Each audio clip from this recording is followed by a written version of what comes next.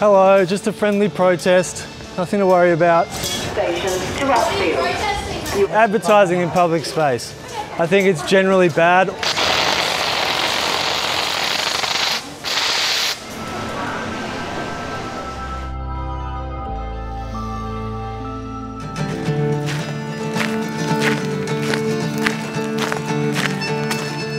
Dit jaar wordt wereldwijd bijna 600 miljard uitgegeven aan reclame. Maar met de opmars van billboards, banners, pop-ups en online commercials groeit ook de afkeer.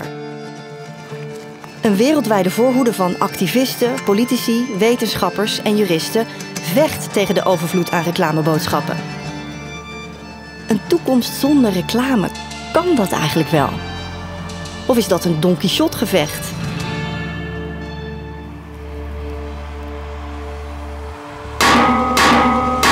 Per dag worden er nu gemiddeld zo'n 5000 reclameprikkels op ons afgevuurd. Die komen binnen, bewust of onbewust. Dat het bedrijf iets oplevert, dat zal best. Maar wat hebben wij eraan?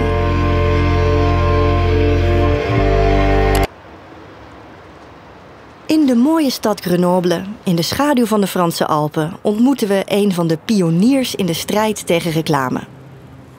Bij de burgemeestersverkiezingen van 2014 stelde Erik Piolle zich kandidaat. Hij had een bijzondere belofte voor de inwoners van de stad. Kies mij en ik verwijder alle billboards. En hij werd gekozen. Mesdames et messieurs, bonsoir. Merci pour cet accueil. What is interesting in this decision? You have various people with various reasons. We had very conservative people say, oh, if you can remove from my eyes those naked women everywhere, it would be cool. And you have people that are strongly against capitalism. Say, yeah, it's a win against capitalism. And you have local shops. They don't have the means to buy advertising. So for them, it removes the pressure on their shoulders. And you have environmental fighters saying, yeah, we can have trees instead of those billboards. And so if we discuss about what are the reasons why we should remove advertising, we won't do it because we will fight for those reasons and we will disagree on the reasons. And the fact is that if we just act, everyone is happy. First, people didn't know that we could change that. It came as a surprise for them. Say, you have the right, actually. And so it's strong in terms of symbol because you say, actually, we say, yes, political power has a right to decide the way we live. So, yes, we are not forced to live in a world with advertising and billboards. Ook Londen hangt vol met reclames en billboards. Voor de activisten van Subvertisers for London de aanleiding om zoveel mogelijk billboards te hacken met hele andere boodschappen.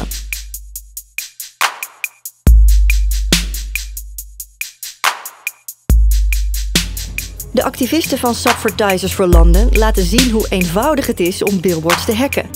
Je laat een fluorescerend hesje bedrukken met de naam van een billboardbedrijf. En met een paar standaard sleutels maak je zo alle billboards open en vervang je de reclameposter voor een boodschap naar keuze. Brandalism noemen ze dat. Brand vandalism. De activisten in Londen blijven het liefst anoniem. Maar ze hebben gelukkig wel een woordvoerder. Schrijver Vivian Raoul. There's very few companies that own all of these spaces. It's like 4 or 5 companies. They'll be the same companies like Clear Channel, JCDecaux, Prime Site on the planet. So every bus stop, like whether it's in London, Paris, New York, wherever it is the same. So all of the locking mechanisms are very similar as well. So thanks to globalization, it's all kind of standardized. So once you've figured out what the key is for a particular lock, you can access these things very easily. High-vis is like the universal cloak of invisibility. It works basically everywhere.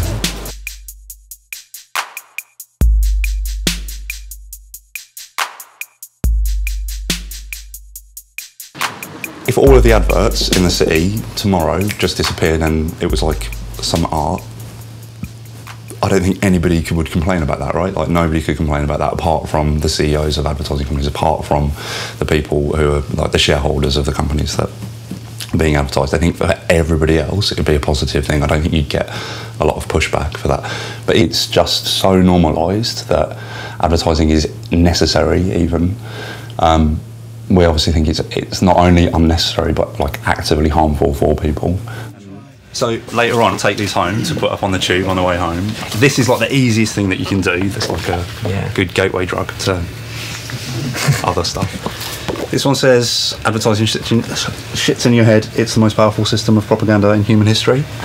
And then there's much more as well. Advertising is the most powerful system of propaganda in human history. It's potentially is driving us towards the end of the world. Like, I know that sounds like, it sounds dramatic, but in terms of the point of advertising is to increase consumption. We live on a finite planet, so you can't ever increase consumption.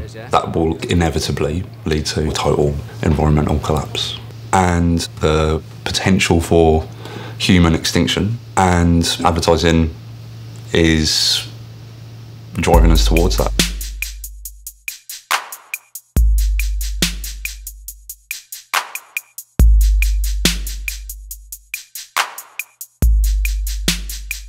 Met hun stralende glimlach en beloftes van een beter leven zijn reclames onze vrienden geworden. Maar zijn ze dat echt? Of hebben we een paard van Troje binnengelaten? De Amerikaanse economisch jurist Ramsi Woodcock uit Kentucky heeft zich op die vraag gestort. Al jaren doet hij onderzoek naar de functie van reclame. Hij schreef een artikel in de Yale Law Journal met de titel The Obsolescence of Advertising in the Information Age. Of in goed Nederlands, de overbodigheid van reclame in het informatietijdperk. Advertising has always had both an informative function and a manipulative function.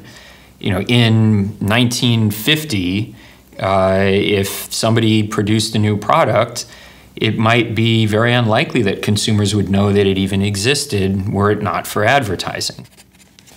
So the major form of informational advertising was always the classified section of newspapers. You open the newspaper and there's, help wanted or something like that. That's purely informational advertising. Traditionally, you had no other way of getting information about what jobs were out there than going to the newspaper. But today, that's really gone, and the reason is because of the internet. I mean, you can go on Google and search for a particular product. You can not even know what product you want, just search for a category, and Google will deliver up to you tens of thousands of links with information about possible products.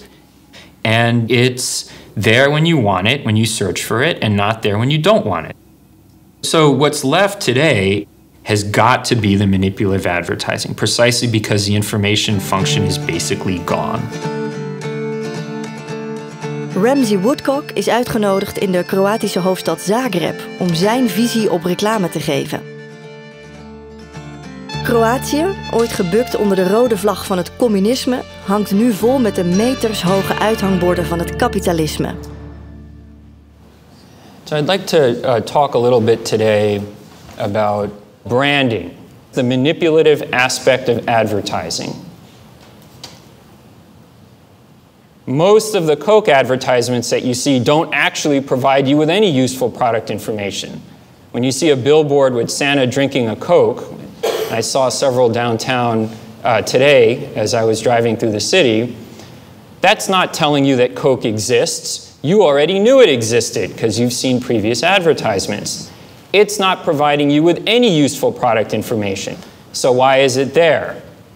It's there because it's designed to generate a habit in you, which will induce you to value the product, see it as different, and to purchase it. It's simply because the advertisements, through repetition, have played upon your mind.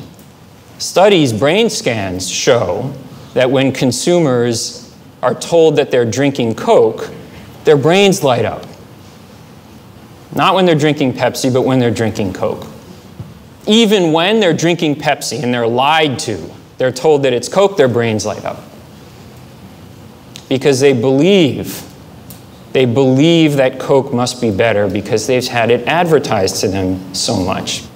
What that means is that advertising, given the obsolescence of advertising's information function, can now be treated as a purely manipulative, illusory, and anti-competitive practice. Thank you. If we want a society in which the people are in control, in which you have democracy, and democracy isn't just about voting. Democracy is also consumer sovereignty. Democracy is also the freedom to make independent, unmanipulated choices about which products you buy, because that ultimately determines which products are produced. It determines the entire production system of our society. In order to have that, you can't have commercial propaganda. Just like in order to have a free, informed citizenry contributing productively to democracy, voting freely, you can't have government propaganda. Right? We don't tolerate government propaganda.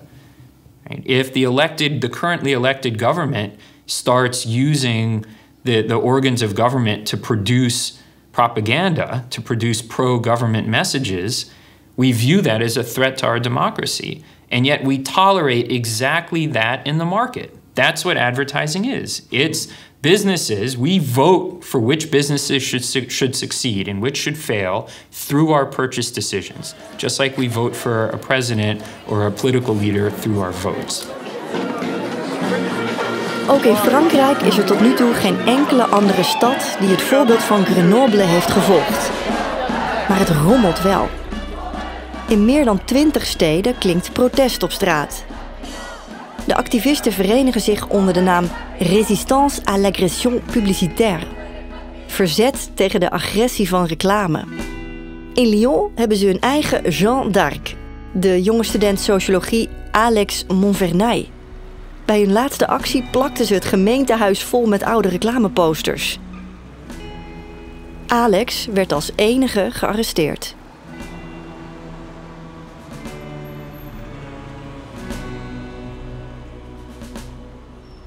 On avait recouvert toute la façade de publicité jusqu'au bout de la rue là-bas. Et on avait mis un patchwork de publicité qu'on avait récupéré dans les poubelles de JC Déco. Et pour faire un joli patchwork sur cette façade. Et ben, donc, du coup, on a fait cette action avec 40 autres personnes, environ 10 minutes. Do you regret it? Non, absolument pas.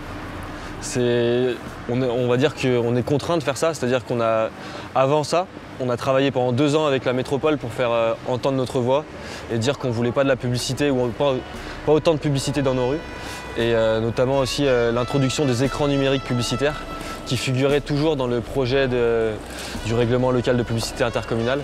Du coup, comme on n'était pas écouté, on s'est dit on passe à l'action un peu plus musclée, en tout cas illégale. Et donc du coup, c'est pour ça qu'on a fait cette action de désobéissance civile non violente. What is the crime? Détérioration et dégradation en réunion. Donc du coup, je risque 2 ans de prison et 30 000 € d'amende. 2 ans? C'est le risque maximum que prévoit la loi dans ce type de faits qui me sont reprochés. De reclamewereld is een magneet voor jonge en ambitieuze mensen. Niet onbegrijpelijk, het is een van de weinige creatieve beroepen waar je goed geld mee kunt verdienen. Een van die ambitieuze reclamemakers is Thomas de Keizer. Reclame was voor mij als kind een van de meest interessante delen van de tv-avond. En ja, ik herinner me nog goed toen ik er naar keek en ik dacht, oké, dit is een wereld waar ik deel van uit wil maken. Dus dan ben ik naar Londen gekomen om dan uiteindelijk in Saatchi & Saatchi te belanden. Dat is een heel groot bedrijf met bureaus over de hele wereld. Voor mij was dat de droomjob. Thomas was als strategic director verantwoordelijk voor deze commercial. Met zwevende zeepbellen moest de koper worden verleid. In het begin was alles heel positief. Maar in mijn vrije tijd ging ik lezen over sommige van de problemen met wat ik eigenlijk aan het doen was in mijn daytime job. Ik leerde over de invloed van de consumptiemaatschappij op de omgeving en klimaatopwarming. Ik leerde eigenlijk allerhande negatieve zaken aan de job waar ik zo lang naartoe gewerkt had. Dus voor mij was dat iets wat van een existentiële crisis. En op een bepaald moment besefte ik, ik kan hier niet blijven en verder gaan. Dus ik heb het gevoel dat ik een dubbel leven leid. Ik begon ook als politiek geëngageerd te worden in klimaatactivisme. En ik dacht, ik kan niet Toyota Jeeps verkopen tijdens de dag en dan 's avonds proberen te werken aan reductie van koolstofemissies. Dat gaat niet samen.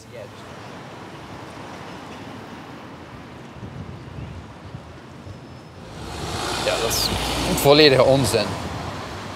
Dat zogezegd een internationale bank zoals HSBC oprecht zo geïnteresseerd zijn in de problematiek rond mensen die dakloos zijn, is volledige onzin. Hun hele businessmodel gaat om geld nemen van mensen in plaats van mensen te helpen. Dus, ja. En als je dan nadenkt over hoeveel geld er besteed wordt aan zo'n billboard, de productie ervan, om de mediaruimte te mogen gebruiken. Als je denkt hoeveel 10.000 of 100.000 euro's eraan besteed wordt, terwijl er daar iemand zit die misschien met een paar honderd euro per maand niet langer op straat zou moeten leven. Dat vind ik heel moeilijk te vatten. The irony of the information age, the irony of the rise of the internet, is that this new technology that should have freed us from advertising has actually turned into a vehicle to make advertising more pervasive and more manipulative and more targeted than it ever was before. I mean, and I think Google is probably the best example of this. Google created search.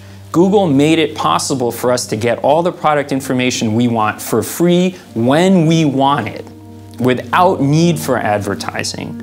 And yet Google became an advertising company and gets more than 90% of its revenue from targeting advertising at us. I think an important case can be made that online search should be treated as a public utility. It shouldn't be under the control of any one monopolizing corporation. Like water. Like water. Like water, like electricity. Dat klinkt wel logisch eigenlijk. Google, een gecontroleerde voorziening, net als water en stroom. Zonder vervuiling. Ils étaient plus de 200 pour soutenir et accompagner Alex Monvernet. Le jeune militant anti-publicité devait comparaître aujourd'hui devant le tribunal correctionnel de Lyon. Son procès pour dégradation devait être une tribune. Finalement, Alex est déçu. L'audience est reportée au 2 juin. L'affaire, son contexte sont trop complexes selon la juge unique du tribunal correctionnel. Ondanks dat Alex een straf van 2 jaar boven het hoofd hangt, gaat hij gewoon door met actie voeren. L'objectif, c'est d'éteindre les enseignes avec des petits crochets. L'idée, c'est aussi, voilà, comme d'habitude pour les actions, de ne pas se cacher, faire ça de façon totalement assumée. Ça va susciter du débat, des réactions par aux gens dans la rue. Veel lichtreclames branden dag en nacht. Maar op last van de brandweer hebben ze ook een uitknop. De leden van actiegroep Résistance à l'agression publicitaire gaan met zelfgemaakte hengeltjes de winkels langs en zetten de knop om. C'est pas tout à fait permis parce que c'est un bouton pour les pompiers. Du coup, c'est pas fait pour que des citoyens viennent avec une perche comme celle-ci. Mais en passant, ils devraient presque nous remercier pour ça, parce que grâce à nous, ils vont faire des économies d'énergie. You have a court case coming up. Don't you think it brings you in a bad position? Non, je pense pas, parce que j'assume ce que je fais et je pense le faire pour le bien commun, pour l'intérêt général.